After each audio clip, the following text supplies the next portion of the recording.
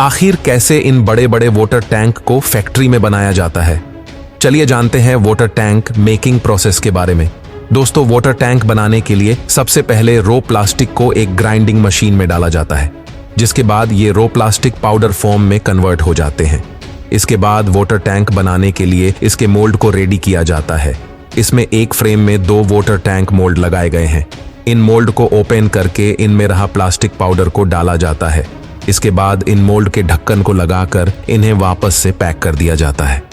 अच्छी तरह से इन मोल्ड को पैक करने के बाद इन मोल्ड को एक क्रेन से उठाकर एक रोटेटिंग प्लेटफॉर्म पर रख दिया जाता है। इसके बाद इनकी रोटेशन स्टार्ट कर दी जाती है और फिर इस प्लेटफॉर्म के नीचे लगे फ्लेम को भी स्टार्ट कर दिया जाता है। इसके बाद इन मोल्ड को अच्छे से इस प्लेटफॉर्म पर उल्टा सीधा घुमा कर इसे गर्म किया जाता है। और इस मोल्ड में कुछ ऐसे हिस्से भी होते हैं जहां फ्लेम की हिट अच्छे से नहीं पहुंच पाती। इसके लिए एक व्यक्ति स्पेशल एक फ्लेम के पाइप को हाथ में लेकर इस मोल्ड को गर्म करता है। इस तरह से इस मोल्ड को गर्म करने से इसके अंदर डाला गया रो प्लास्टिक पाउडर मेल्ट होकर इस मोल्ड की दीवारों पर अच्छे से चिपक जाता है। फिर 20 मिनट बाद इस मोल्ड को कुछ देर तक रोककर इसका इंस्पेक्शन किया जाता है। अगर ये वाला प्लास्टिक मेल्ट होकर मोल्ड की दीवारों से अच्छी तरह से चिपक जाता है तो फिर इसमें प्लास्टिक की दूसरी लेयर बनाने के लिए इसमें एक बार फिर से प्लास्टिक पाउडर को डाला जाता है। इसके बाद मोल्ड का रोटेशन फिर से स्टार्ट कर दिया जाता है और फिर से घुमा कर इस मोल्ड को अगले 20 मिनट तक गर्म किया जाता है।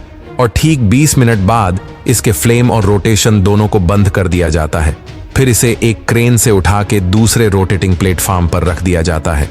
यहाँ इस मोल्ड को कूलिंग प्रोसेसर से होकर गुजारा जाता है। यहाँ इन मोल्ड के ऊपर एक वाटर पाइप की मदद से लगातार पानी डाला जाता है ताकि इन मोल्ड को जल्दी से ठंडा किया जा सके।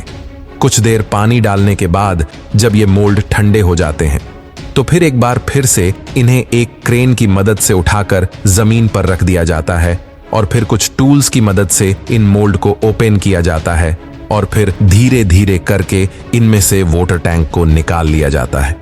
इनमें से वाटर टैंक को निकालने के बाद इनके एक्स्ट्रा प्लास्टिक को काटकर इनकी फिनिशिंग की जाती है। इसके बाद इस पर पहले से बना बनाया एक ढक्कन लगा दिया जाता है।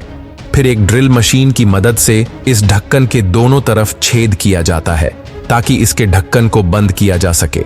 और ड्रिल मशीन की मदद से इसमें पानी का कनेक्शन करने के लिए पाइप लगाने के लिए भी इसमें और छेद किए जाते हैं और फिर इन छेद में वो लगा दिए जाते हैं। इसके बाद ही वाटर टैंक पूरी तरह से तैयार हो जाते हैं।